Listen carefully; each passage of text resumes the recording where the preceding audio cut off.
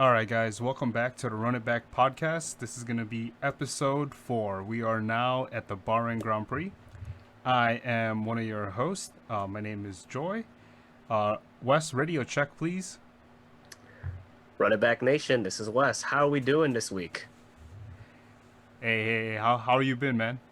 You know, after spending a whole day eating more than I usually do, uh, surprisingly, I am more energetic than ever to talk Formula One and boxing with my main man.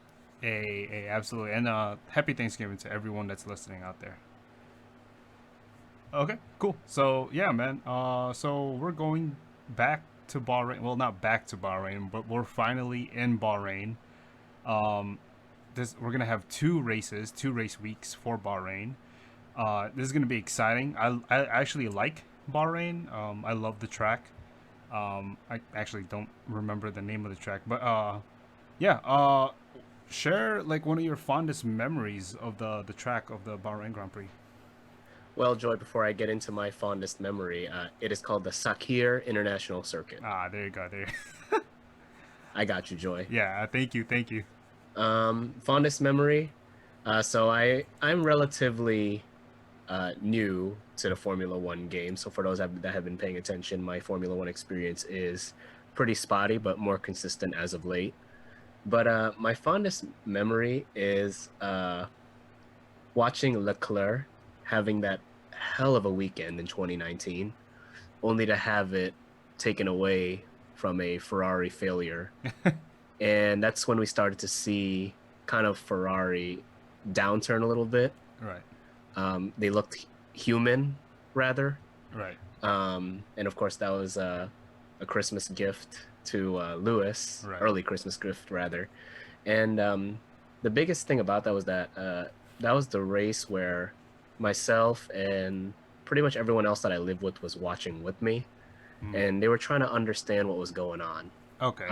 And that's when they found out that racing is, or Formula One racing rather, is more than just Lewis Hamilton. And Yeah.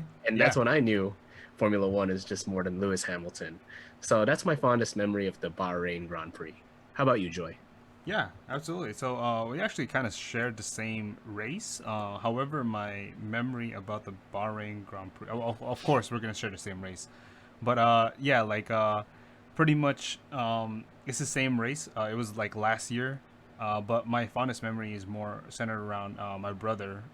It was his very first F1 race that he's ever watched with me live, and at that time I was getting ready to go to work, but he kind of saw this and he kind of saw the race going on and unfold, and he thought it was very interesting, and so he thought maybe he should rewatch it again while I was at work, and I come home and he's like, I'm in love with it, you know. I come home and like he's just been like researching, and yeah, like now, you know, he's a huge Formula One fan. He's a huge Charles Leclerc fan. You know, it's interesting how Ferrari pretty much captured his heart in the very first race, even though they didn't finish. But yeah, sad time for Leclerc. But I feel like this track kind of brings a lot of fond memories for us. But yeah, I believe Leclerc had like a MGUK problem at that race. So Yes, it was something with his hybrid part right, of the engine, right. and yeah, it was just really weird, Yeah, yeah, right? yeah. Because they said it took about, I think, 180 horsepower away from his car, Yeah, and that is a lot that's to a lot. lose in Absolutely. F1. So yeah, but Joy, that is a very awesome memory. And for those that are listening, I guess you can now infer that Formula One is a family affair Right. that Absolutely. everyone in the family can watch. Right. Sure, you Absolutely. all knew that, but just saying.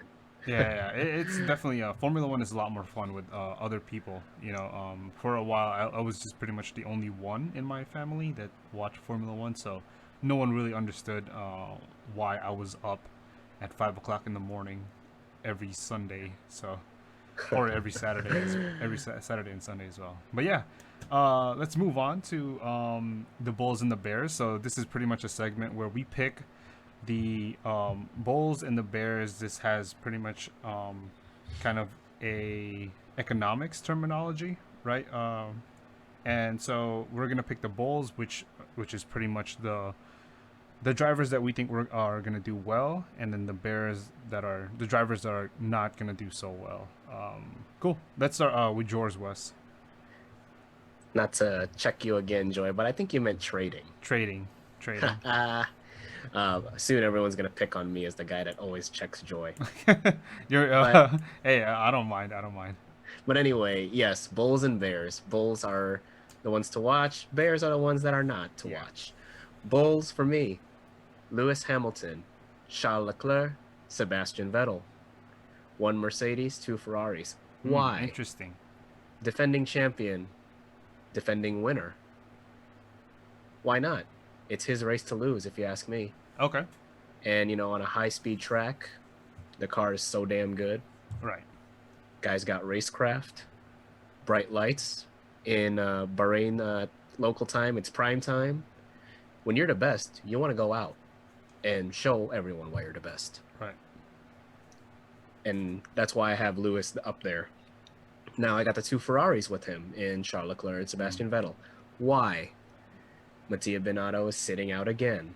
And like I said in the last episode, Formula One internet went nuts when Vettel got his podium, Right. and like to correlate it with Mattia not being there. Of course, my theory of Mattia not being there is that he's working on the contender and they better show up big next year. But given the success that they had last year at this track, I could see it coming again. Even with Mattia's absence, I could see them going in there with nothing to lose. And the one with nothing to lose can be the most dangerous. Okay.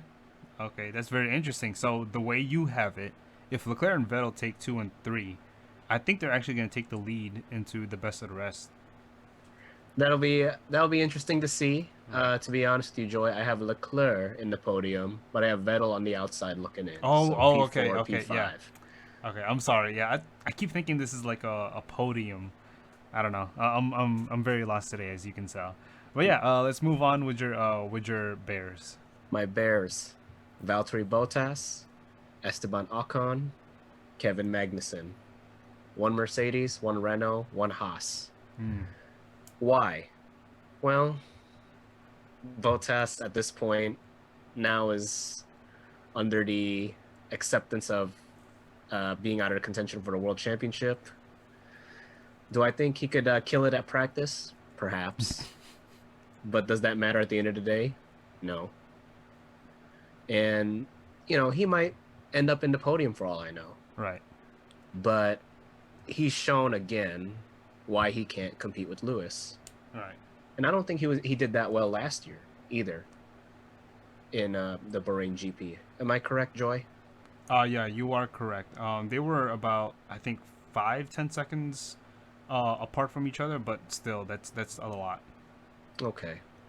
So there you go. Esteban Ocon. Well, we haven't seen much of Ocon lately anyway. Right. And of course, Renault had bad luck there last year. Not saying that it's going to happen again. Right. But of course, Do you think he's gonna finish the race? I do. Okay.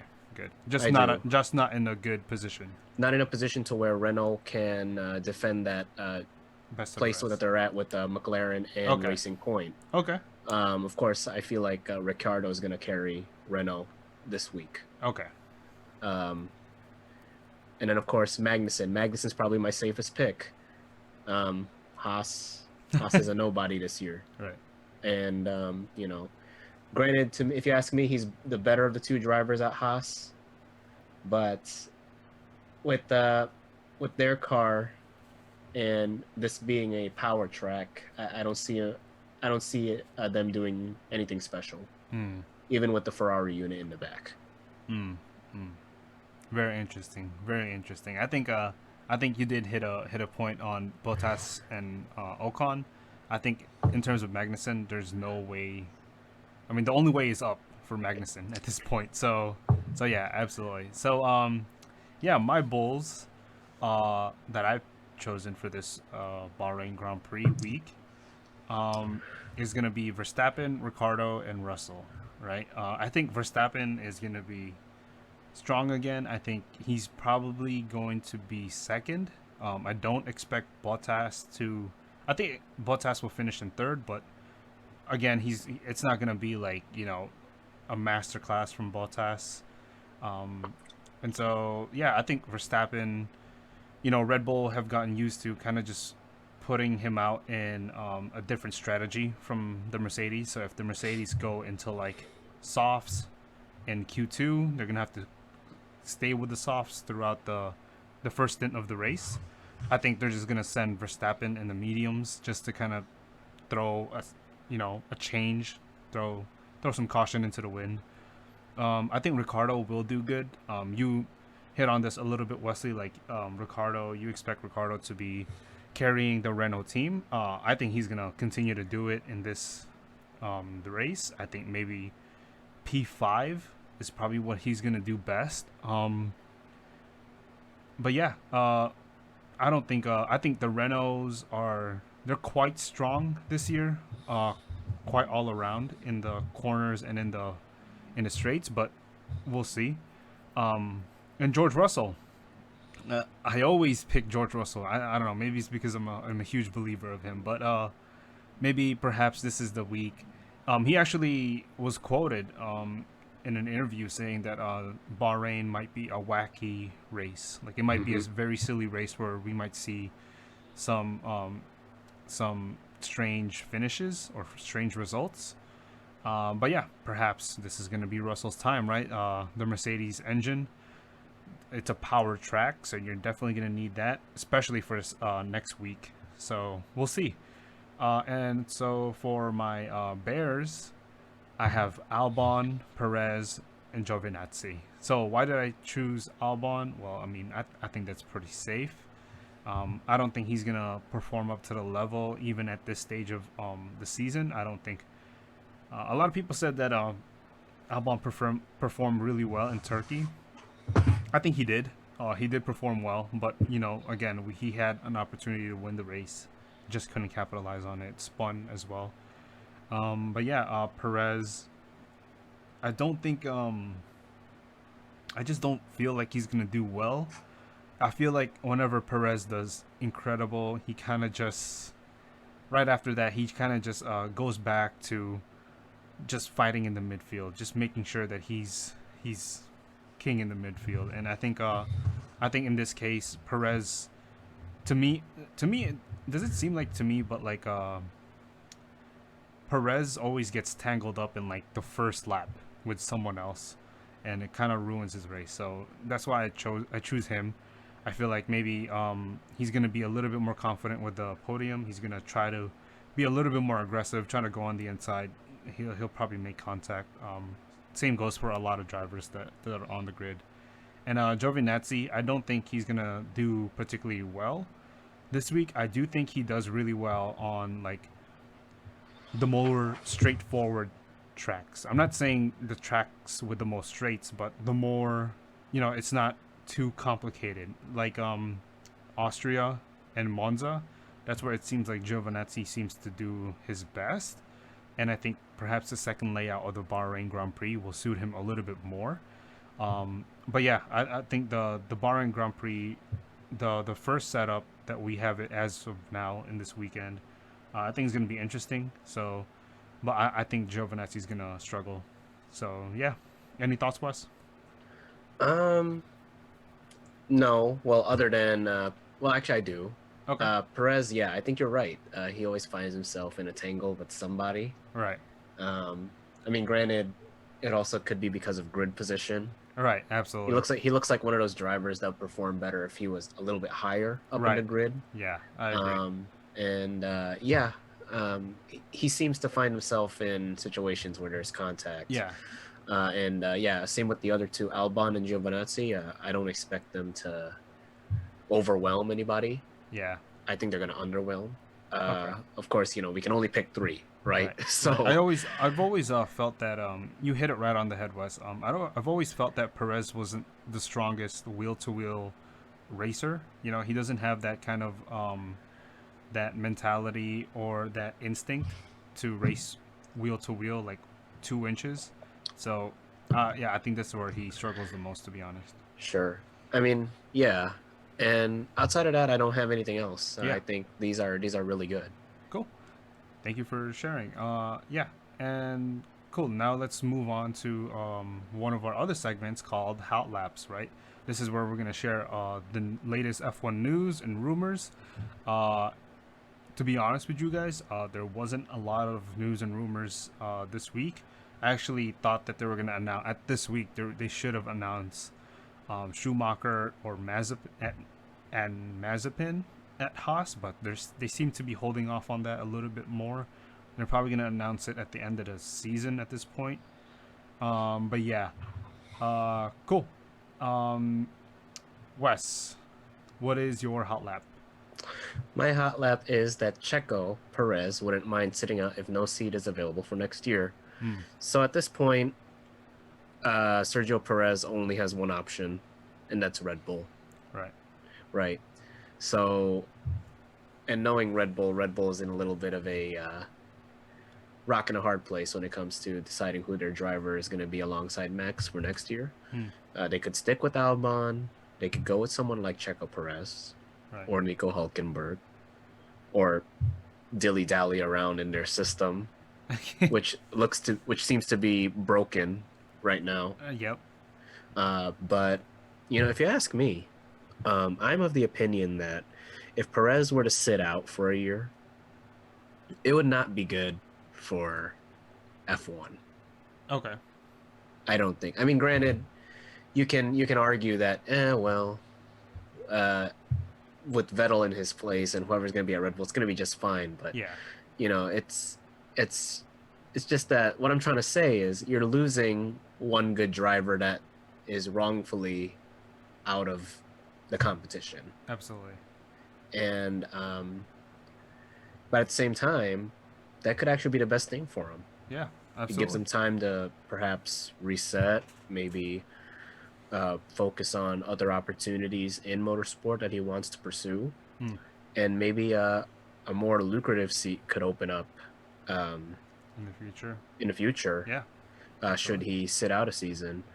But a part of me does not want him to go if that is what ends up happening. Yeah. But at the same time, I have my opinions on who should have that second Red Bull seat. And for now, I'll hold my peace on that. Okay. But I don't know. What do you think, Joy? What do you think about Checo Perez? Yeah. Pretty much on the uh, notion of a Red Bull or bust kind of position. Yeah, absolutely. And I also want to disclose this. I've been quite critical and harsh on Perez. I don't think he's the good or he's the great driver that everyone thinks he is. I think he's a good driver.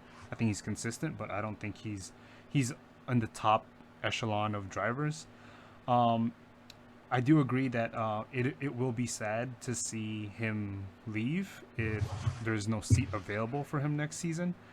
Um, and you hit it also you hit it right on the head. You said pretty much it doesn't look as bad because Vettel is replacing him, right? A four-time world champion. That never like it never looks bad when a driver like Carlos Sainz gets a chance to drive at a top team like Ferrari, and then thus, you know, kicking out this four-time world champion that's replacing this veteran guy.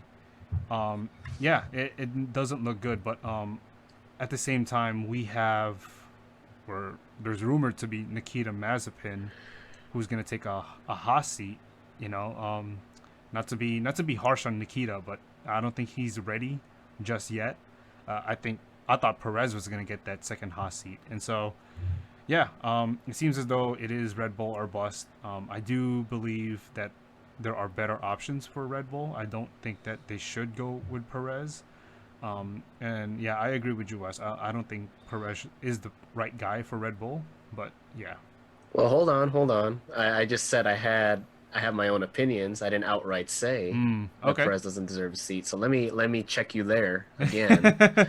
But Well, no, I said he deserves a seat. I just don't think it's at Red Bull. okay, well, Yeah. okay. Well, I apologize for the misunderstanding, No, no, but no. That's okay. I just want to make that clear Yeah. again that I have opinions on who should have that seat. But yes, Yeah. it would be interesting. Yes, he does deserve a seat. It's just going to be interesting where that seat would Where? be. Yeah. But yeah, Yeah. I mean, yeah. That's pretty much it about on Perez. But yeah, the other rumor is, of course, it's no secret, right, that Magnussen and Grosjean are going to leave Haas. And people are kind of asking Magnussen and Grosjean, where are they going to go? Where are they interested in? And, when the question came up, they were actually interested in joining IndyCar for Haas. Um, Perhaps there's been conversations between them and Gene Haas. Now, of course, Grosjean, I think he is going to retire this year. I think he's going to retire from racing for good.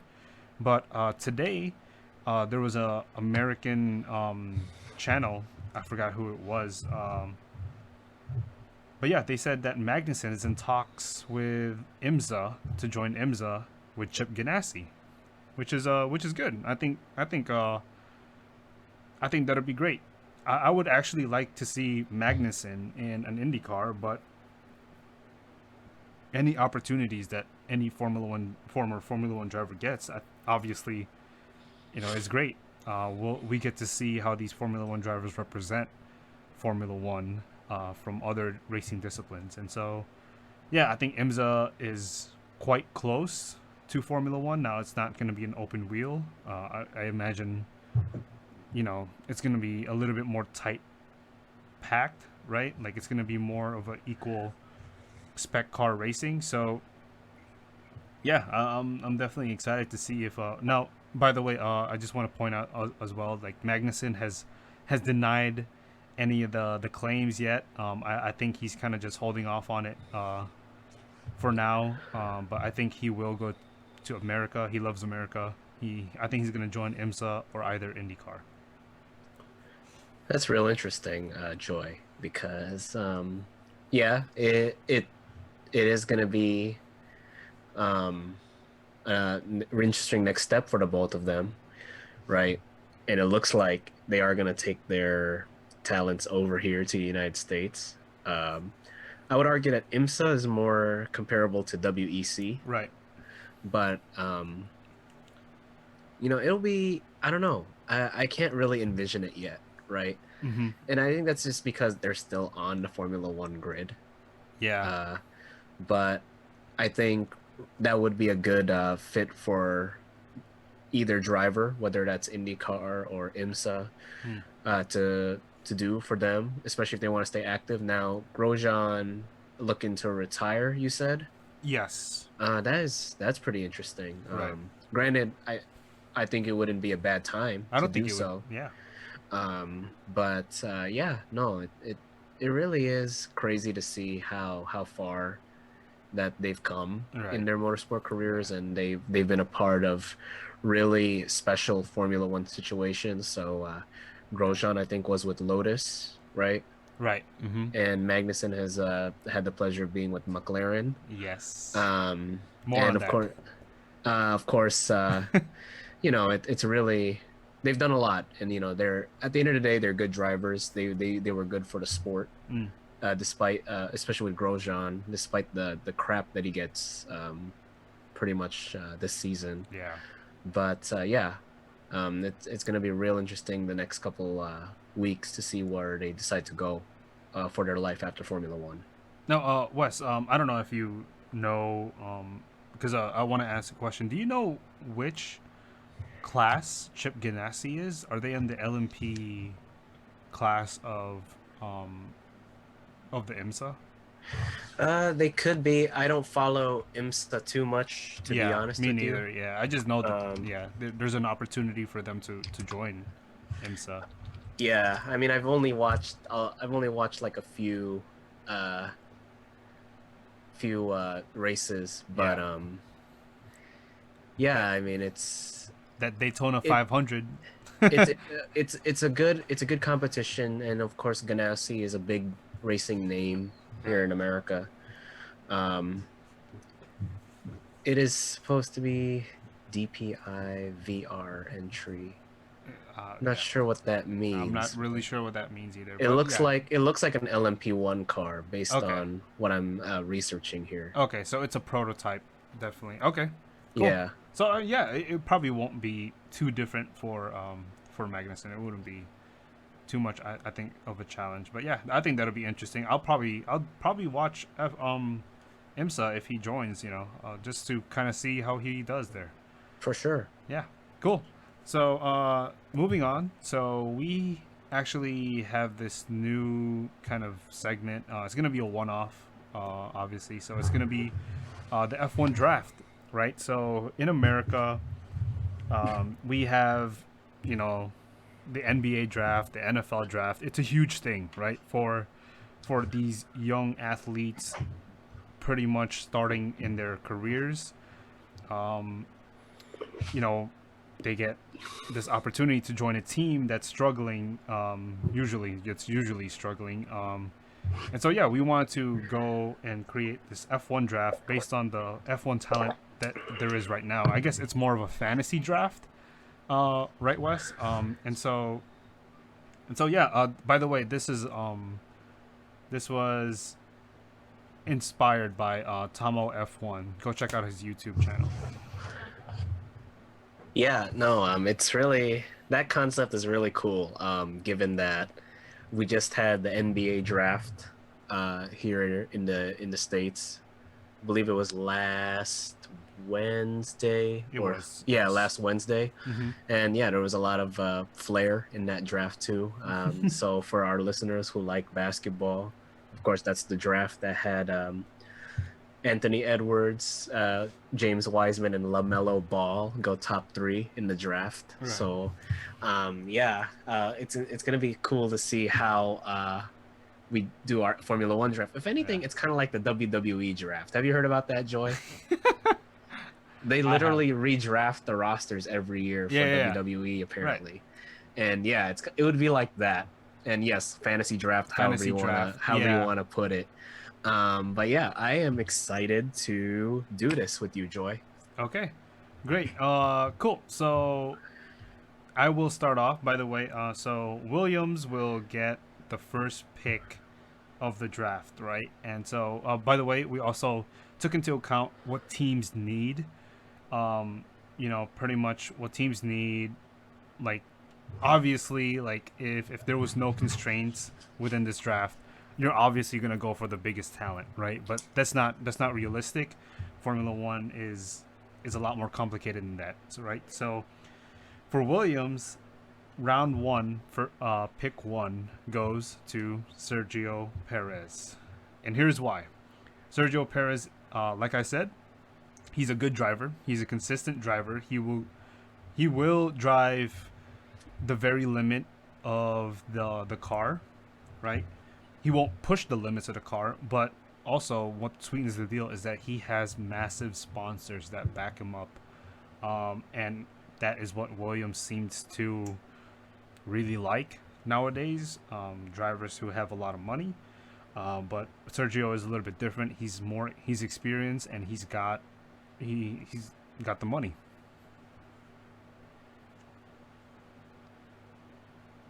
Cool. Okay, and then Wes, are we just gonna go through down my Yes, round one? Joy. Okay. Yeah, go ahead. Go do your first, and I'll follow you up. Okay. Cool. Cool. Cool. So for first round, second pick is going to Haas, and I have Valtteri Bottas. Now, it's interesting. We don't actually see Valtteri Bottas as kind of this paid driver or a driver that's sponsored a lot, but he's actually sponsored quite well. Um, and so yeah, Valtteri Bottas brings in a good amount of money. I don't think it's the same level as Sergio Perez, but he's proven himself. He's a race winner. He can constantly hit the podium. Now, I doubt that he's going to do any of those in a Haas, but I think you're definitely going to get a great feedback from him. if you're a Haas engineer, right? So he could definitely develop the car, and he will push the car to its limit as well. You know, he's not gonna push the limit, but he's gonna stay on the limit of the car. Okay, Alfa Romeo has the third pick for the round, the third overall pick for the F1 draft, and I think Charles Leclerc. They're gonna pick Charles Leclerc. Now, Charles has already had experience with Alfa Romeo, um, and yeah, like pretty much, it's just within the Ferrari family. I don't think they're willing to let Charles get past the draft. Um, it would be a little bit scary to see him kind of fall down in the draft, seeing how big and much more competitive the other teams are in front of Alfa Romeo. So I think Alfa Romeo should just stick with what they know. Charles knows Alfa Romeo quite well, so yeah, sticking with Charles Leclerc. Cool. Alpha Tauri. This is going to be interesting. I picked Pierre Gasly. Pierre Gasly, I think, has proven himself to be a great driver in Formula One. And I think he loves Alpha Tauri.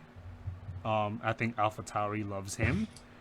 I think if he had a choice to stay in Alpha Tauri his entire career, he would. But obviously, there's going to be a little bit more opportunities for him in the future if he just keeps, you know, pulling out these results. So, yeah, Pierre Gasly, he's still kind of in that junior spot. So maybe a little bit more development will help him. And then, yeah, we'll see. Cool. Renault. I think Renault should retain Daniel Ricciardo. Right? So Daniel Ricciardo is, well, let's just say he's built from a different cloth, right? I think he is on the upper echelon of Formula One, or the drivers in Formula One, and I think that's where Renault is trying to get. Renault are trying to build to go in the front of the Formula One grid, and I think Daniel Ricciardo has proven himself this year with that car. Yeah, pretty much. Like, he's proven himself with himself in that car, and that the direction that Renault want to go is up, and I feel like that's where they can achieve it with Daniel Ricciardo. Okay, seventh overall pick is Lando Norris for McLaren. I think they're gonna stick with Lando Norris, right? He's young. He's still got a lot to learn, but he's got a lot of pace. He seems to outqualify Sainz, but at the same time, he will still be able to pull out great results for McLaren. He seems to be the future of McLaren. I don't ever see Lando Norris ever moving on from McLaren, to be honest. So I think McLaren will pick Lando Norris. And for the eighth pick for Aston Martin, I think they're gonna stick with their choice, pretty much what they've made early on this year, is Sebastian Vettel. I think Sebastian Vettel just needs a change of scenery, and Aston Martin is a great brand. I think he doesn't mind, coming into a new team that is also that has set the direction to go up. And I think Sebastian Vettel, being a four-time world champion with a car that has a much more predictable rear end, will suit him. I think we're going to start to see Sebastian Vettel get a lot better, a lot more comfortable. We're going to see the old Vettel where he will fight for podium positions.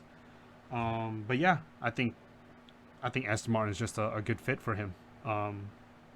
They don't really need a lot of money.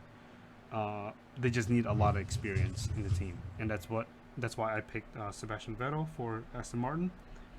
And for Red Bull, right? It's incredible how far this guy has fallen into the round one, but I think they're sticking with their guy, Verstappen, Max Verstappen. part of the reason why I think they're gonna stick with Max Verstappen is because, well, I mean, not a lot of teams before the Red Bull can afford Max. And yeah, pretty much. I mean, he's perfect. He's perfect at Red Bull. I don't think Red Bull would like to see Max go away, and I think Max likes the Red Bull program because he's pretty much obliterated every junior driver on the Red Bull program. But yeah, I think he's much more comfortable in that seat at Red Bull. I think he's got a great relationship with Adrian Newey. He's got a great relationship with Christian Horner, and Helmut Marko. So yeah, I think Red Bull is just gonna keep Max Verstappen. And the last pick for round one is George Russell. I think that Mercedes will pull the trigger on George Russell to go into the future. I think George Russell is going to be the future. I think he's going to bring a lot of wins for Mercedes. George Russell, to me, he comes off as a perfectionist. So yeah, absolutely. I think George Russell is gonna finish off the round one for pick 10. By the way, I forgot to mention the pick five. Yeah, I was Which, gonna say, I yeah, think you forgot Ferrari, dude. for pick five for Ferrari, I think they will go with Lewis Hamilton. Now, Lewis Hamilton, I think the reason why they're going to go with Lewis Hamilton is because Ferrari doesn't really need any more sponsors. They don't really need a driver that's on the rise, right? They want a driver to be good right now, and that's pretty much Enzo Ferrari's philosophy, right? He's not gonna put you on his team so he could develop you as a driver. He wants the best drivers to drive his car, and right now Lewis is the best driver. So I think Ferrari would definitely take Lewis Hamilton, which is a huge steal, right? Because Ferrari are number 5 on the draft. So yeah, I think they're gonna choose Lewis Hamilton. All right, Wes, your first round. All right, my first round. Uh, I will actually take a different line and go with my justifications at the end. Hmm. But I hope you all like it. Chances are you all might be disappointed, but who cares? Here we go. For me, Williams takes Valtteri Bottas, Mm. followed by Checo Perez going to Haas, Charles Leclerc going third overall to Alfa Romeo, Pierre Gasly going fourth to AlphaTauri, pick 5, Lewis going to Ferrari, Daniel Ricciardo going to Renault at pick 6, Lando to McLaren at pick 7, Sebastian Vettel to Aston Martin pick 8, Max Verstappen Red Bull pick 9, George Russell pick 10. Do we have a correlation here? Yes, we do. Yes, we do. It's just the first two where we had disagreements, but yeah. Almost consensus. Um, so I'll break it down. Yeah. Picks 1 through 3: Valtteri Bottas, Checo Perez, Charles Leclerc. For people like Leclerc and Bottas, they've been with those teams before, right? So they would fit in with that culture already. And at the same time, they are value drivers. They are so darn good, Right. but they don't come at a too high of a price point. Right. And of course, they are willing to put those cars in the best position possible. With Checo Perez, yeah, he comes with a lot of money, which is something that Haas needs. Right. At the same time, he also gets to represent a team that is from the same continent as him, North American guy. With the team being from the U.S. and Checo being from Mexico, it kind of works out politically in a way, and he gives the Haas the monetary needs that it requires. 4, 5, 6, and 7. So 4 Pierre Gasly, 5 Lewis, 6 Daniel Ricciardo, 7 Lando Norris. Same thing. This season we've seen Pierre Gasly excel at AlphaTauri. So it only makes sense that the Red Bull Junior team here gets a guy that fits their philosophy Right. again and comes at a fair price. Hmm. Lewis Hamilton, best available, big name, big budget, everything big. I think that's pretty much all that needs to be put out there, Right. right? Daniel Ricciardo, uh, this season, Renault sees that they got their guy. Yep. Unfortunately, that won't be the case next season. However, we can see what could have been had Daniel Ricciardo decided to stay with Renault and Renault decided, or not decided, but rather uh, Renault maintained to keep improving, Hmm. right? Lando Norris. I think McLaren hit the gold mine when they first signed Lando on, right? Hmm. Young, charismatic individual, and but has the maturity to carry such a big name. And you know, he's a good talent. He's a really good talent. Guy's got a podium, you know, he's come close a couple times through his first two seasons. I think it's a worthy pick at number 7 Hmm. for McLaren. 8, 9, and 10, Sebastian Vettel, Max Verstappen, George Russell. To me, again, it's much like what you said, Joy. Uh, these are the perfect fits for their team. Um, Aston Martin is a big team, big budget, big goals. Guess who happens to be big goals? Sebastian Vettel, Right. who happens to have also, you know, big achievements. Max Verstappen. I mean, can we see him in any other color other than dark blue I and don't. red? Exactly. Last but not least, George Russell. George Russell is a Mercedes driver through and through. It doesn't matter what the leaderboard says that he's with Williams. Doesn't matter. In our eyes, he's a Mercedes driver. Yeah. Pretty And much. that's pretty much who he's gonna be once Lewis and Valtteri Lewis or Valtteri Hmm. or Valtteri decide to leave their seats. Hence, it would be a really easy transition, or not easy, but rather smooth transition from either one of those guys or both of those guys to George and whoever would fill that seat. Hmm. So that's my summary of the first round. Oh my God. It's so crazy how from 3 to 10 we had it spot on. We had it like what you said. Consensus. Right. Yeah. Exactly. So perhaps some of these teams are just a little bit more, the identity of these drivers and the teams are a little bit more um, parallel than we thought, right? Hmm.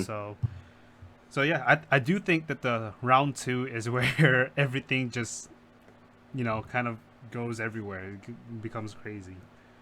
Let's do it. Okay, cool. So round two, which is pick 11 for Williams, I have Carlos Sainz. And part of the reason why I have Carlos Sainz is that he is just like Sergio Perez, brings a lot of money to the team, and he also gives you fantastic results. Um, Carlos Sainz, I think, is a late bloomer. He's starting to really show how good he is, um, and how valuable he is to Formula One teams. So I think he's just gonna have a great pairing with Sergio Perez. So yeah, absolutely. I think Williams, Carlos Sainz. I think it's a good fit.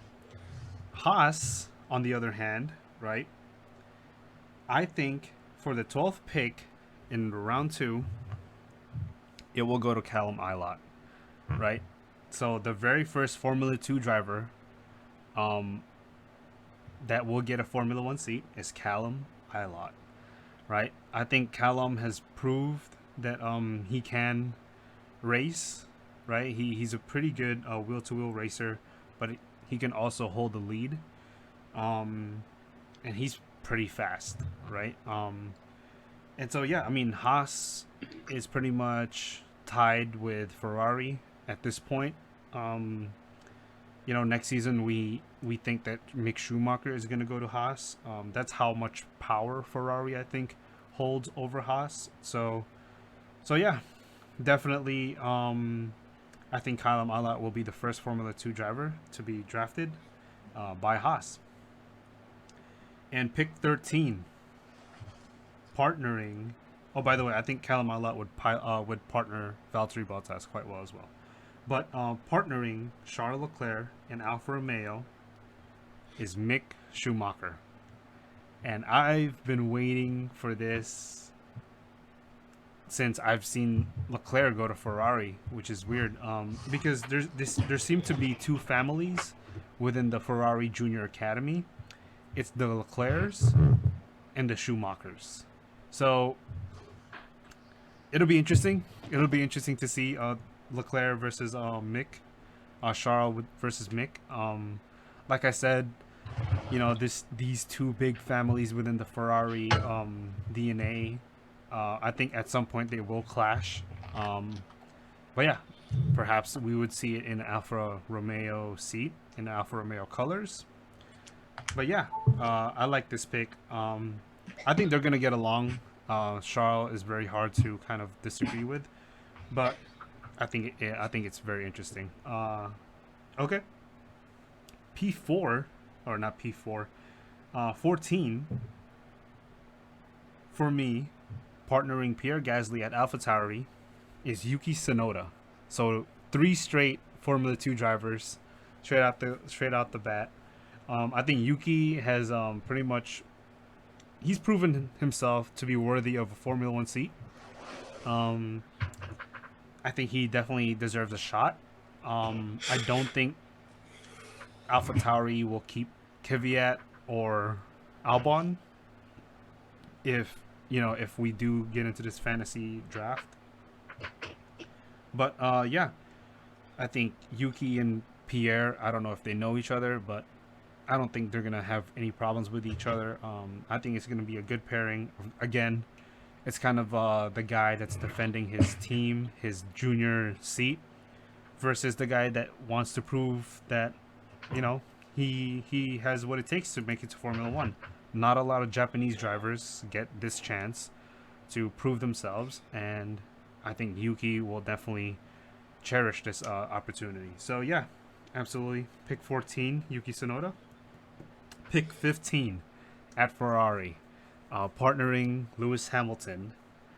I do think that Ferrari would go for the the old philosophy of number one versus number two driver.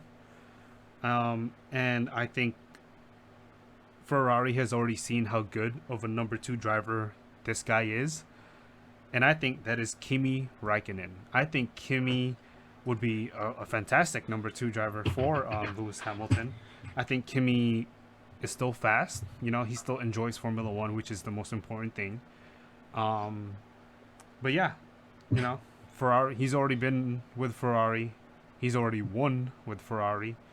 But yeah, I think he'll once Kimi, once he sees that he's not as fast as his teammate, I think he will put his guard down. But I don't think he won't like it very much. But I think at this point in his career, I think he just wants to drive Formula One. Okay, so in pick 16, this is where I think I'm gonna lose a lot of people, right? But Renault strike me as a very opportunistic team, right? They're a little brash, um, the French, so I think they want to put their money where their mouths are, or yeah, and so if they want to go up, I think there's only one way to go, and I think they're gonna pair these two. I don't think they're gonna get along. I think they're gonna get along initially, but once they see on track, we'll see. I think it's Ricardo and Fernando Alonso. I think they're gonna, I think they're gonna pull off Fernando Alonso. I don't think Renault really care if you have a lot of money as a driver. I think they just want the best drivers that they can get at this very moment. And yeah, Fernando Alonso obviously has had his iconic 2 world championships, defeating Michael Schumacher in the Renault. How incredible would it look to see the old dog return to the team, and there's a new sheriff in town, right? So Yeah, I think there will be fireworks in Renault. So yeah, pick 17 with McLaren and Lando. I think these two would get along well. Um, Wes, you alluded to this earlier, but I think that if McLaren had a choice, they would choose Kevin Magnussen. I think they would actually give Kevin Magnussen a second chance to prove himself. I think he's already proven himself. He's actually a really good qualifier. And I think that's where Lando is all lies within his strengths as well in qualifying. So I think it'll be interesting, right? Grid place, right? We'll see how Kevin Magnussen. Well, we know how Kevin Magnussen is in the race. He's kind of a he's yeah he's kind of an a-hole, right? He doesn't give you a lot of space. Even Daniel Ricciardo said it, right? Charles Leclerc, doesn't really like how Magnussen defends his position. But I think that's incredible. I think McLaren is willing to give him a second chance. I think he's a good driver. I don't think he's one of the elite drivers. But yeah, definitely going there. Cool. So pick 18. I think this is the only lineup for Aston Martin that is actually gonna happen in real life, and I think that's Lance Stroll. Lance Stroll has proven himself pretty well early in the season. I think he's a good driver. He's an incredible driver in the wets. Just God forbid the racing line starts to dry up. But yeah, Lance Stroll, I think will be pick 18. Funny enough, he wears the number 18 in his car, but Aston Martin, Sebastian Vettel, Lance Stroll, I think they're gonna do well. Okay, cool. In Red Bull, this is the guy that I actually think should get the Red Bull seat next season. And this might actually possibly be the lineup for next season for Red Bull. And that's Nico Hulkenberg. I think it's going to be Nico Hulkenberg and Max, right? We know Nico Hulkenberg, he's not a driver that has sponsors. So you're pretty much getting him for his skill. You're pretty much getting him for experience, which he doesn't fall short of. So, absolutely, I think Nico can definitely bring the challenge to Red Bull. I mean, to Red Bull, to Mercedes. I think at this point, the lineup that Red Bull has, Mercedes would be a little bit more um, cautious, a little bit more scared, a little bit more intimidated. But yeah, I think that's a great pairing. I think that's a very fantastic driver lineup, especially in the front of the grid. Max and Nico. Cool. So to the last, with Mercedes, Mr. Irrelevant, the last pick, I think, would go to Mercedes test driver Stoffel Van Dorn. Well, he's not just a test driver; he also drives for Formula E. But I think Stoffel has proven himself in Formula E, and although he did have a rough patch in McLaren, where it was so frustrating to watch him and Fernando go through the McLaren Renault and the McLaren Honda era. Um, I think Van Dorn, right? He's a GP2 champion, which is a Formula 2 champion. Um, yeah, I mean he's talented. I don't think he just never had the opportunity to show himself. I think this is it. With jumping into a top team like Mercedes alongside George Russell, I think they're gonna get along. I do think there are gonna be some times where they clash, but yeah, I think that is my F1 draft picks. All right, Wes, take it away. Here we go. And it's gonna be a really interesting take that I'm gonna have here. Okay. Pick 11 to Williams, Nick DeVries. Ooh. Okay. Pick 12 to Haas, my guy in F2, Callum Islet. Oh, okay. We picked the same one. Okay, cool. Pick 3 to Alpha, Mick Schumacher. Oh. Pick 4 to Alpha Tori, our other pride and joy, Yuki Tsunoda. Oh my good. Okay. Pick number 5 for Ferrari, please give him the drink, Kimi Raikkonen. Okay. Pick number 6 La Reunion, Carlos Sainz, Ah, okay. or pick 16 rather. Pick 17. Perhaps if he had a comeback, he would be dangerous, especially with that arrow in the back of his car. Jensen, my friend. Jensen Ooh, Button. okay. Pick number 18, Lance Stroll. Okay, next. Pick number 19, Nico Hulkenberg. Okay. Okay, if that gives away my opinion on that Red Bull seat, so be it. You guys make your own conclusions on that one. And pick 20. Pick 20. Upgrade the backups, Stoffel Van Dorn. Hey. So, justifications, picks 11, 12, and 13. Nick DeVries, I actually thought that he was going to get the seat over Nicholas Latifi. Yeah. And actually, if you ask me, I think he's better than Latifi. I think so too.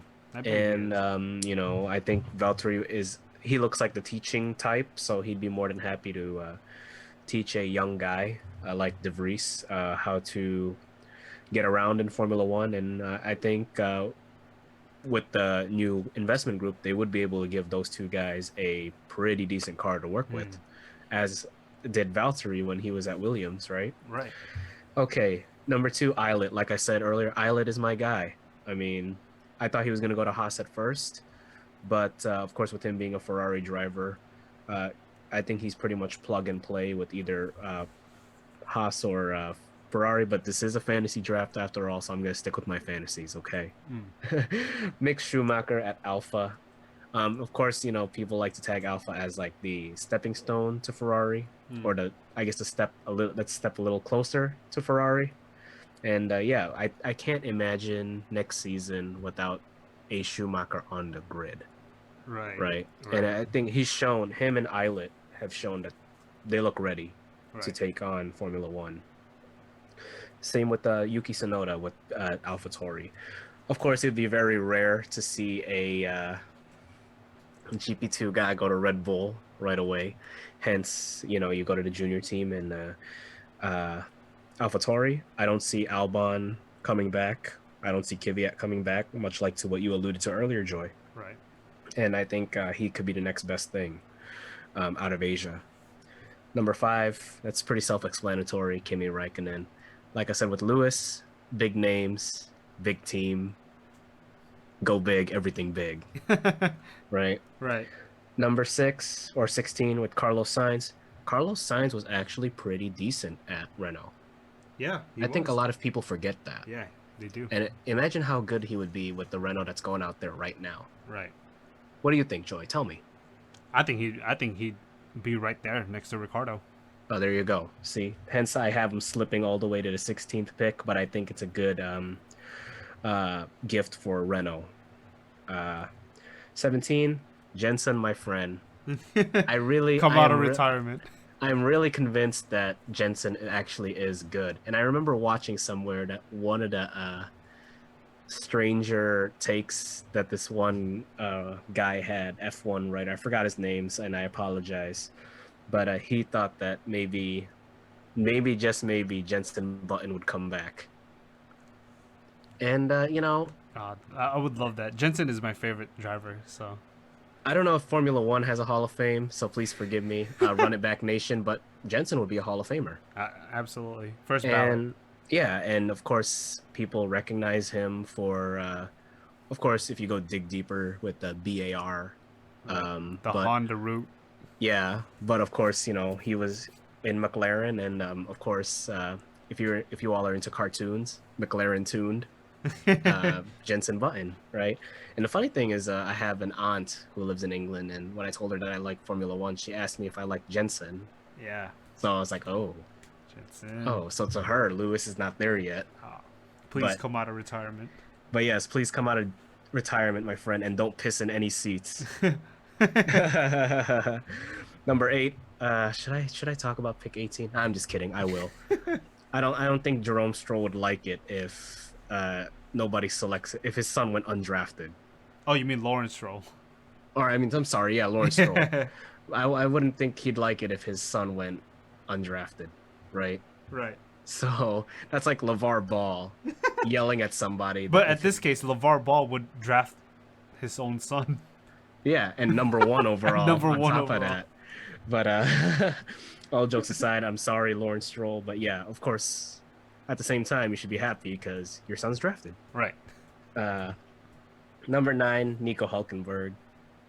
I've always thought he was one good car away from being good, or Absolutely. elite rather. Absolutely. And I think the Red Bull car is that car for him. It's Mm. just a matter of putting pen to paper and signing the contract. And I think both can learn off of each other, especially Max. I think he can learn a lot of experience, something youth cannot teach, Right. right? Um, and last but not least, Stoffel Van Dorn. I've always thought Stoffel Van Dorn was good. Yeah. I thought his time at McLaren did not really portray how good he really can be. Right. Of course, it's hard when your teammate's name is Fernando Alonso. Right. And of course, people might come at me for snubbing him out of my draft. But hey, I think Mercedes at the same time is kind of like the Redeemer team Ah. on the grid. So you look at Ocon, for example. Right. But yeah, I think they would have been able to do the same with Stoffel Van Dorn had there been a draft. So yeah, that rounds out my 11 through 20. So a lot of interesting takes there, Joy. Yeah. I think, but another close 1-1 round for the both of Absolutely. us. It's strange. We only had three different drivers at this round. But I'm kind of jealous right now. I should have picked Jensen Button to pair up with Lando. It's crazy because they actually get along quite well when they do sim racing. So yeah. Right, and that's the thing, right? With McLaren, I have this feeling that McLaren is very particular, Mm, right? So I couldn't see him. I couldn't let Carlos slip a little bit further, right. and I wasn't gonna let him as in Lando sit with Fernando Alonso. Right. Right. Yeah. I like if I were Zach Brown and I were drafting or Andreas Saad, I wouldn't want that for my team. Yeah. No, Absolutely. no disrespect to Fernando Alonso, but Yeah. if we're talking about fits and personality traits, That's it a, wouldn't go. It wouldn't work well with Lando. Absolutely. That's why I think they're perfect with Cyril Beatable. Well, I have signs for Renault, Oh yeah. Yeah. Oh and yeah. Fernando. I have you have Fernando. Fernando. Yeah. So So your team might clash heads, while absolutely. mine might just be like we're either happy dancing or just chilling. All right. We are back with the Run It Back podcast with Joy and Wes. We are now entering the Check Hooks segment of our podcast where we talk about the latest in boxing news. And our first story of the night, Triple G is back. That's right. You heard that correctly. Triple G is back. Mm, He'll be fighting Kamil Zarameda, a contender out of Poland with a record of 21 wins, 0 losses, and 0 draws with 5 knockouts to his name. mm, Um, he is the mandatory challenger for Triple G for the IBF and IBO middleweight championship. The bout will be taking place at the Hard Rock Casino in Hollywood, Florida, and the fight will be picked up by DAZN for broadcasting. mm. If you ask me, Joy, it's a really interesting timing for the fight because the fight is less than a month away. It is a world title fight. Mm. It is a big name in Triple G. I like Triple G. I don't know about you. I love Triple G. There you go. And don't you find it weird that it's a big name, it's a title fight, and it's on a Friday? What kind of superstar fights on a Friday? I get it, it's prime time, but on a Friday? And to make matters more interesting, it's right before the Canelo Callum Smith fight, which is Absolutely. on the 19th, on Saturday.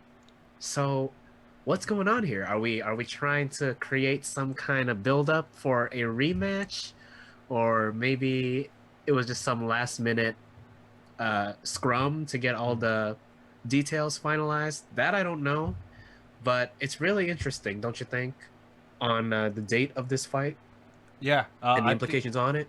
absolutely, absolutely. I think that is the most interesting about this fight. I don't know too much about Zarameda, but it is quite interesting. It seems as though it was very rushed. I feel like a lot of fighters just want to get back into the ring. in still within the year of 2020. Perhaps Triple G, perhaps there's something in his contract that did, uh, constitute in a mandatory challenger. That him finding a mandatory challenger for the IBF and IBO middleweight championship. Um, so you brought it up? Do you think that perhaps he just took this fight very early, very fast, pretty much just 1 month of preparation? Do you think that this is because he needs to get this fight out of the way so he could get clear of a rematch of a third match of with Canelo? Well, I don't know, and I would like to open it up to the listeners. What do you all think? Right. Um, it's good, really, for boxing, if you ask me, in the middleweight division to Mm. see that arguably the second best middleweight in the game is back in. Mm.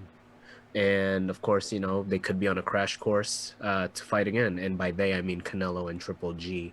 Mm. Um, it makes me wonder what kind of Triple G we're going to get in that fight. Of course, it's a little too early to make predictions, if you ask me. Mm. But I would Yeah, love to see Triple G after a layoff. absolutely. I want to see how he does, and I want him to come away with those two belts so we could see that big fight with Canelo Alvarez. But for now, that it's still exciting news. Still kind of intrigues me that it's on a weekday, Right. but nonetheless, I'm looking forward to it. Yeah. You brought up a great point, Wes. It's interesting to see which Triple G we're gonna see. Right? Are we gonna see the one that demolished David Lemieux, or are we gonna see the one that struggled against Derevyanchenko? Um, yeah, I think it'll be interesting. I'm really sad to see Triple G back. Um, but yeah, I just wanted to ask a question. Was it Friday night with Joe Tessitore back then where he hosted Friday night fights? Um, yeah, Joe Tessitore was the host of Friday Night Fights when it was a thing. Do you think he's Um, gonna be the host of this one? No, well, I right? don't Because it's know. the zone. It's the Zone, Ah, so the Zone has their own announcers, and I don't know those announcers off the top of my head. okay. But all I know is that it's on a Friday, and I've seen that venue before, the Hard Rock Casino. Hmm. It's the same place that Devin Haney fought Yuriorkis Gamboa, I Right. believe, and it looks like a concert hall, like Hmm. a concert hall slash enlarged stand-up comedy club. But yeah, it's gonna be real interesting to see, especially with no spectators. Right. Absolutely. But yeah, more details on that in the coming weeks with Triple G. So once again, Triple G is back fighting Camille Cerameda for the IBF and IBO middleweight championship on December 18th on the Zone. Hmm. So our next story, Tyson Fury and Deontay Wilder. Now, if you're a listener of our podcast, you're probably wondering, why the hell are we going through this again? With Wilder going a little crazy, if you ask me, and Tyson Fury just sitting there like, I'll just fight till 2021. I don't care. Yeah. I don't care what Eddie Hearn or whomever else has to say. I'm doing my thing. But what I want to cover here is that uh, the validity of a third match is going to an arbitrator. Mm. That is the news that I got earlier in the week. Tyson Fury's manager stated that the rematch clause is going to an arbitrator. So what that means, folks, is that they'll have a judge decide whether that rematch clause is valid. Mm. And if it turns out that it is valid, Fury would fight Wilder again for a third time. Now, for those that haven't been following, Fury was supposed to fight next month in England. It was supposed to be against Agit Kabayel, but that got pulled off the table Mm. after Tyson Fury tweeted that he was going to fight in 2021. But yes, back to this case. If this case goes through, he would have to fight Deontay Wilder a third time.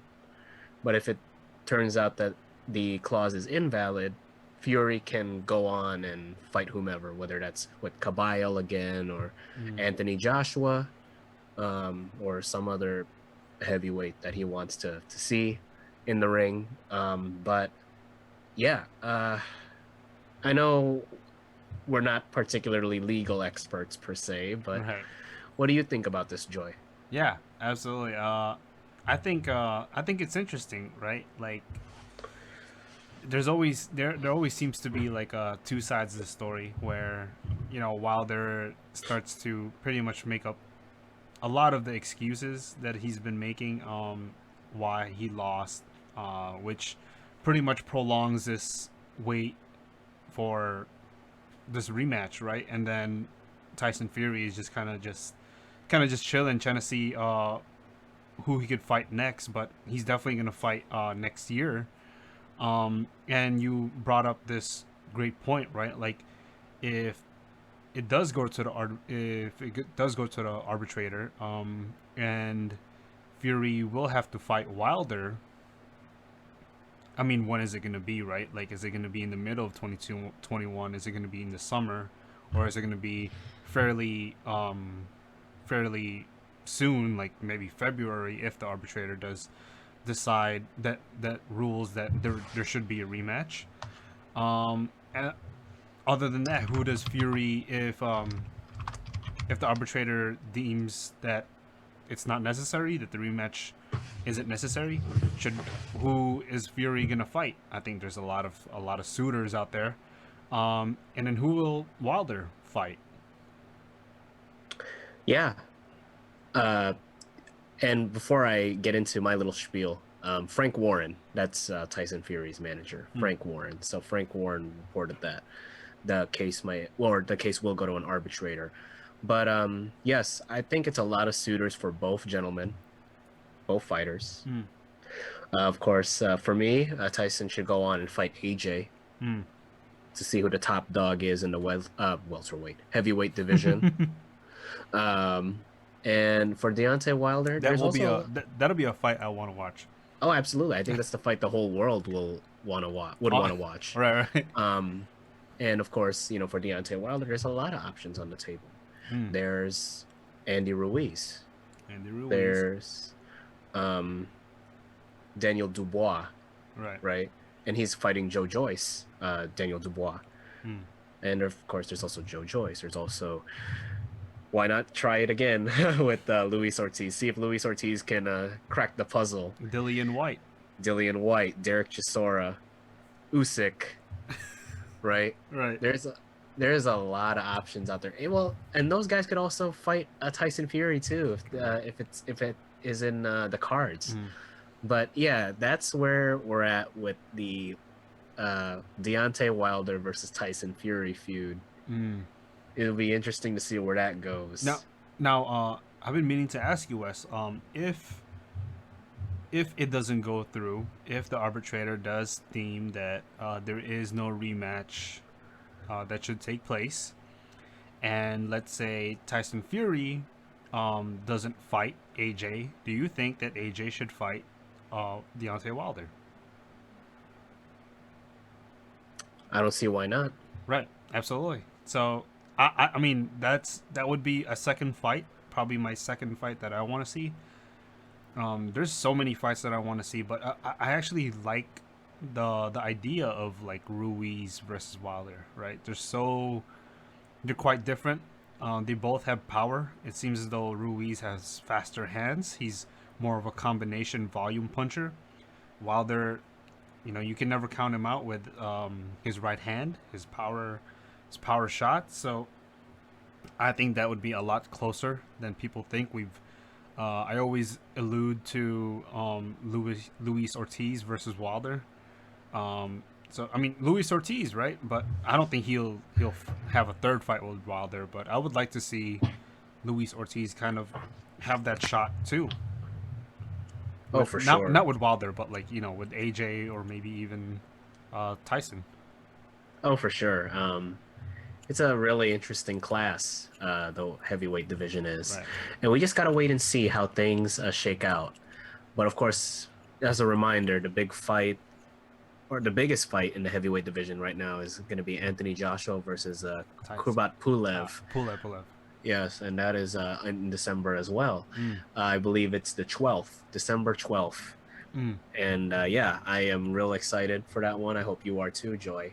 Yes. And yeah, that'll be a real good test for Anthony Joshua. But in the meantime, let's talk about the fight at hand for this week, which is Mike Tyson versus Roy Jones Jr. Mm. We've visited this fight already so many times, I think, throughout the life of this podcast. And what I want to really talk about is the rules. Mm. Well, really two things, but the first thing I want to get into is the rules, Joy. So the reported rules are 8 2-minute rounds. That we already know. 12-ounce gloves. Okay. No head guards. Okay. No knockouts. What? Fight stopped if there's a cut. Okay, that's understandable. No official judges or winner. I don't know. I don't know about that. I wouldn't be surprised if they say like no official referee also as well. Well, we got two more here. WBC have ex-fighters judging. Okay. And their scores are unofficial. Okay. How much you want to bet George Foreman is going to be one of those judges? Or have they announced the judges? According to the article that I got from The Zone, outside the ring, there will be no judges to score the fight, but instead the World Boxing Council will host Christy Martin, Vinny Pazienza, and Chad Dawson viewing remotely to decide the fight result. Vinny Paz is one of the judges? Yeah. I mean, Vinny Paz was a good boxer. He was a good boxer. I mean, this doesn't really count. It's an exhibition, so. Right. Yeah. No official winner will be recorded, but the fighter picked by the judges will win a frontline battle belt commissioned for the event. Okay, so Joy, I think that means our predictions go out the window. There's so many juxtapositions. Right, because you said that Roy Jones was going to knock him out. Right. I said Mike Tyson was going to win on points. Mm. So how the hell does that happen if there's no knockouts and there's no points? Well, I don't understand. I'm trying not to like lose myself, so that's why I'm letting you laugh, Joy. But I don't understand. Now, I want to ask, 12-ounce gloves is the heaviest, right? It's one of the heaviest gloves that you could wear in boxing. It's one of the heaviest, I believe. Right. Yes. I think 8 ounces is the lightest. Mm-hmm. And there's no headgear either. There's no headgear. So, I mean, these are 12-ounce gloves. So, like, I mean, I have no doubt that these two fighters can absolutely throw those 12-ounce gloves. And if one of them connect, someone will go down. How do you say, like, so what if someone does get knocked down? Then what happens? I'm sure there's a count. There's a count, right? But it says no knockouts, right? So you can't get knocked out. Yeah, you see what I'm trying to say here? Yeah. But I don't understand it seems like they're supposed to, like, they said there's going to be a winner. But it sounds like there's going to be no winner at the same time.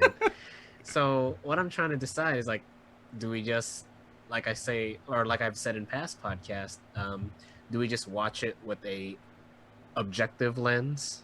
Right. Because apparently now there's no winner or loser. Right. So, I mean, now I guess we're going to have to, like, what are we going to judge on? Like, how well they move at their age? This is just going to be like, it's literally like, it's a boxing exhibition, but it's also an exhibition of how much athleticism has withered away from these fighters. You know, maybe.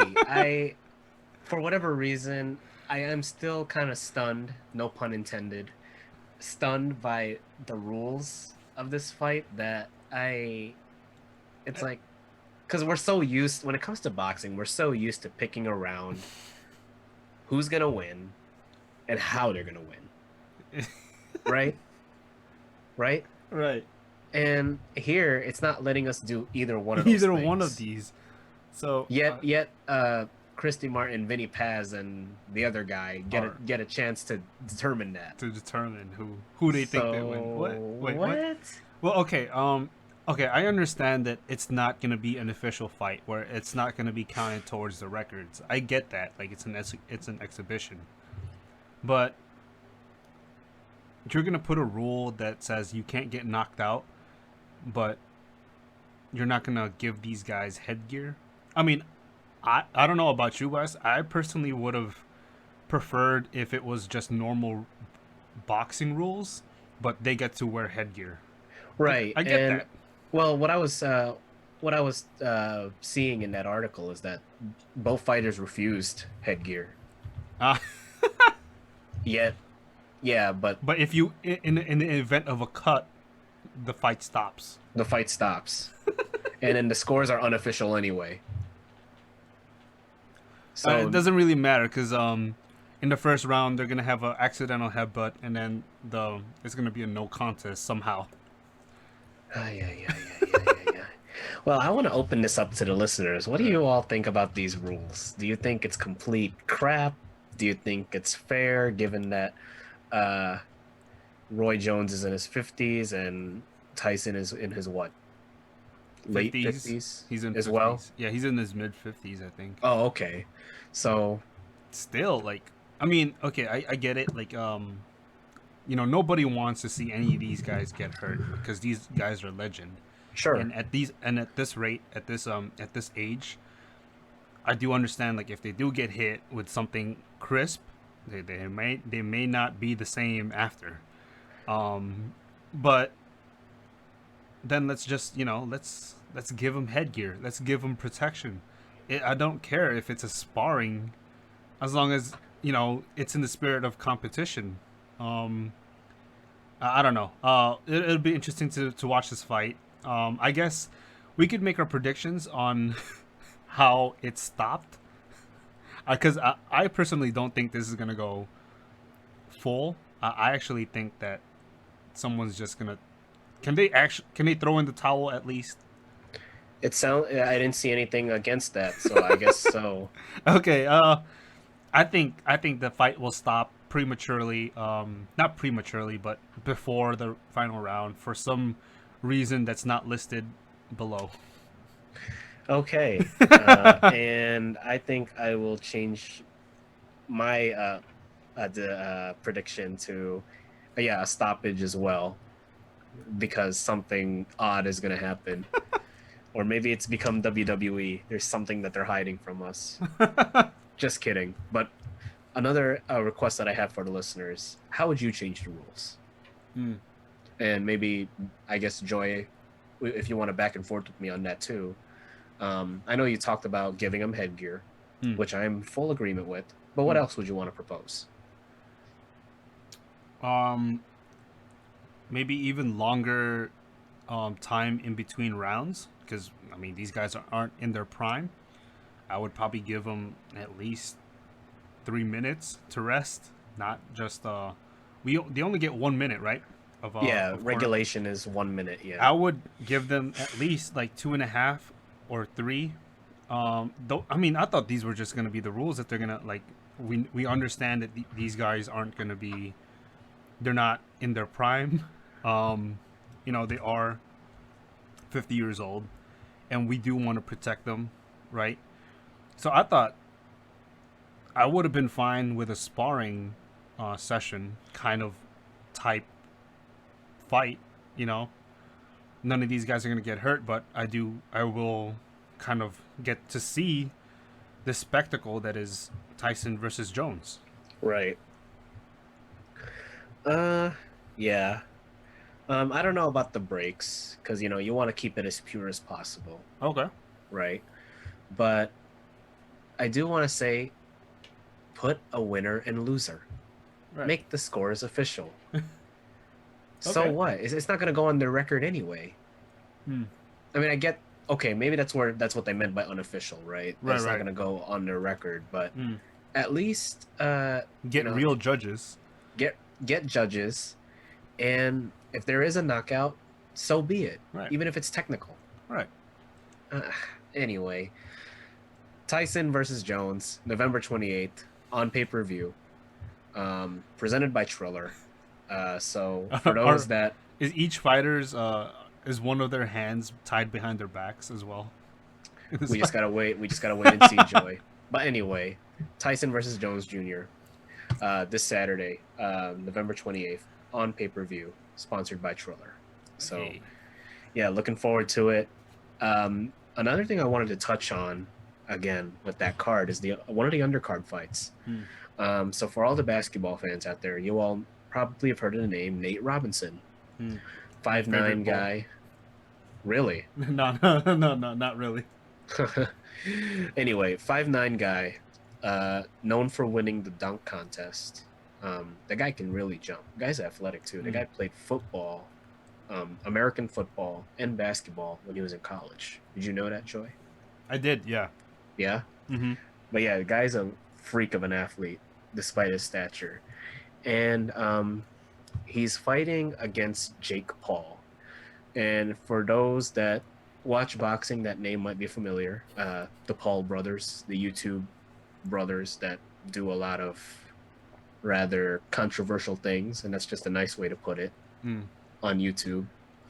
Um, yeah, they'll be fighting on the undercard, and I feel like it makes me feel like this whole thing is pretty much celebrity boxing, but in 2020. Yeah, exactly.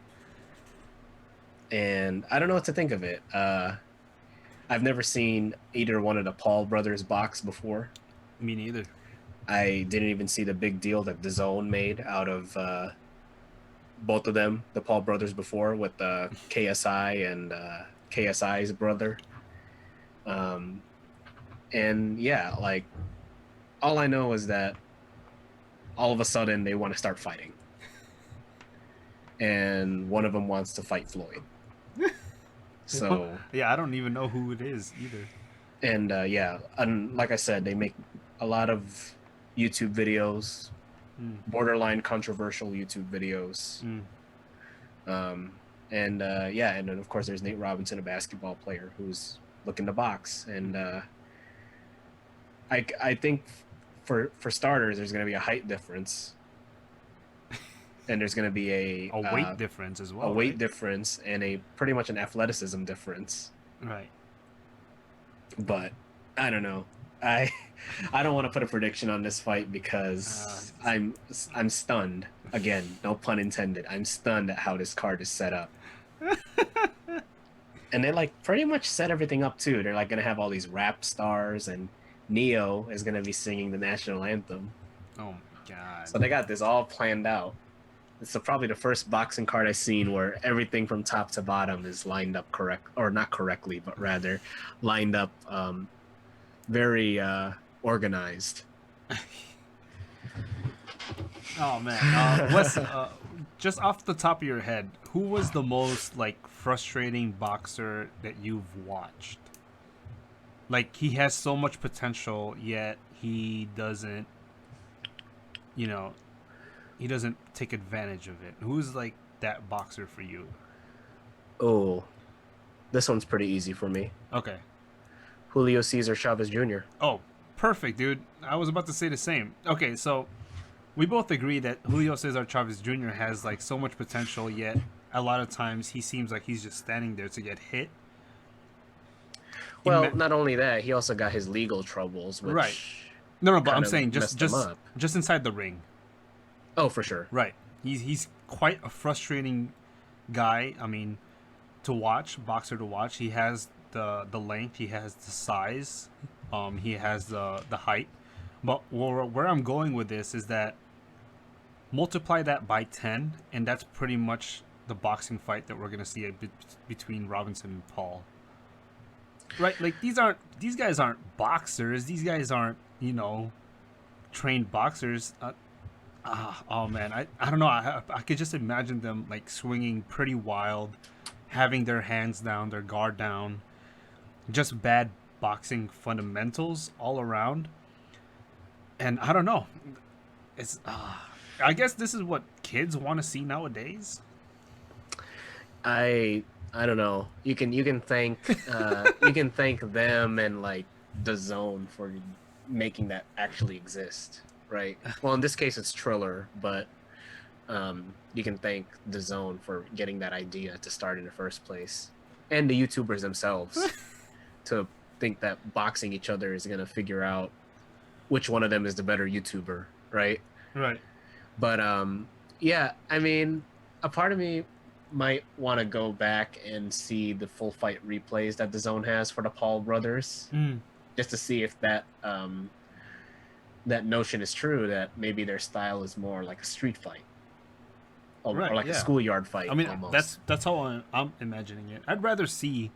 I don't know if you know who White Chocolate is from boxing. I don't know a white chocolate from boxing, but I know the white chocolate from basketball. Okay, it's Nikita Ababai. Okay. He's pretty much the White Chocolate.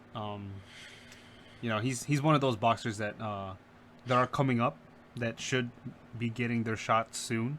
You should watch him, Wes. He's pretty good. But I'd rather watch a fight of his while he's climbing up the ladder than Robinson Paul.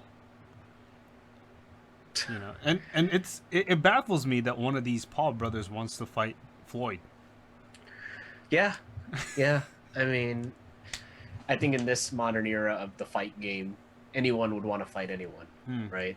Hmm. Case in point, McGregor, Mayweather, Paul, KSI, uh, and then the other two, and then of course Logan Paul wants to fight Floyd, Connor wants to fight Manny Pacquiao.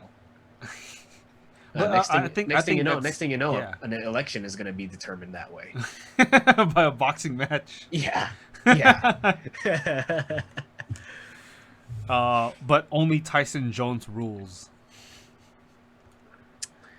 Then it's not going to be fun. At the end of the day, you still got. That means at the end, if it's for the electoral candidates, at the end of the day, you still got to vote, Okay. which is important, folks. By the way. It is very important. Go out and vote. Well, not right now because it's ended. But okay, okay, But Wes. but Predictions. predictions, I think. I mean, I'm still gonna roll with Mike Tyson. Oh But well, for the I thought about for the undercard, for the undercard. I'm gonna roll with hmm.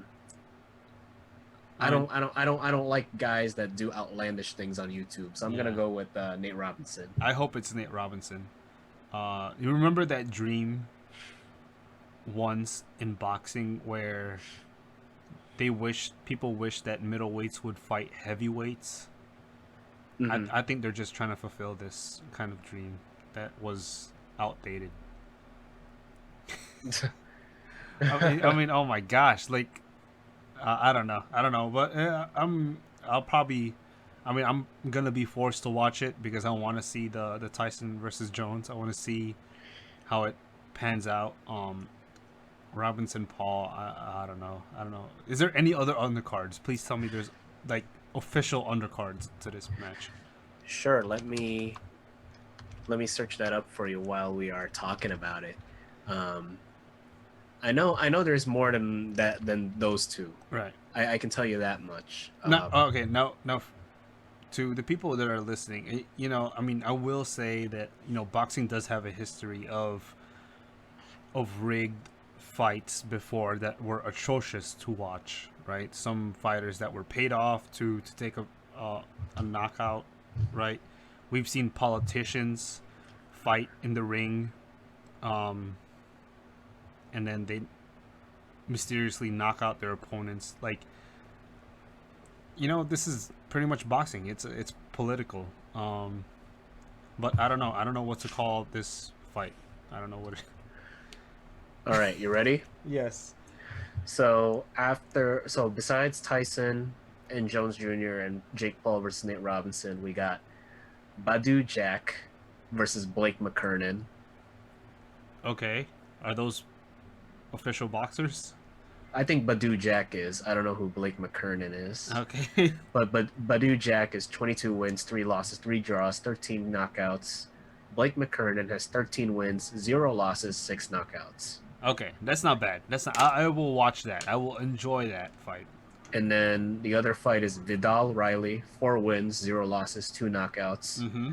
versus Rashad Coulter, 9 wins, 5 losses, coming from the UFC. Okay. And then the prelims are Jermaine Ortiz, 13 wins, 0 losses, 7 KOs, versus Suleiman Segawa, 13 wins, 2 losses, 4 knockouts. Irvin Gonzalez Jr., 14 wins, 2 losses, 11 knockouts, versus Edward Vasquez, 8-0 with 1 knockout. And the last, or the first prelim, I guess I'm going end to beginning. Giuseppe Cusumano, 18-3 with 16 KOs, versus Gregory Corbin, 15-3 with 9 KOs. Mm. I don't know most of those I people. don't know most of those people, but I will enjoy the fight. I will enjoy those fights. I can guarantee. But yeah. All right, Wes. Any more thoughts? Unboxing, that is all I have That is for all. tonight. Thank you. So yeah, I mean, and I want to hear what you all think. Yeah, absolutely. Let us know in the comments down below. And yeah, well, thank you so much, Running Back Nation, for tuning in again. We will be back next Friday. I know today is a Tuesday, but it should be up. Thursday. Thursday, my bad. Thursday. Today is a Thursday. It should be up tomorrow on Friday. But yes, we will be back in another week. We will be covering the Bahrain Grand Prix, and then we will be making our predictions on the second Bahrain Grand Prix. All right, sounds like a plan. For those living in the United States, enjoy the holiday. For those around the world, Yeah, happy Thanksgiving, guys. have a wonderful day, night, whatever time it is. It's 5 o'clock somewhere, right? But yes, stay safe, take care of yourselves. All right, All right. and make sure to keep it on track. Thank you. Thank you, guys.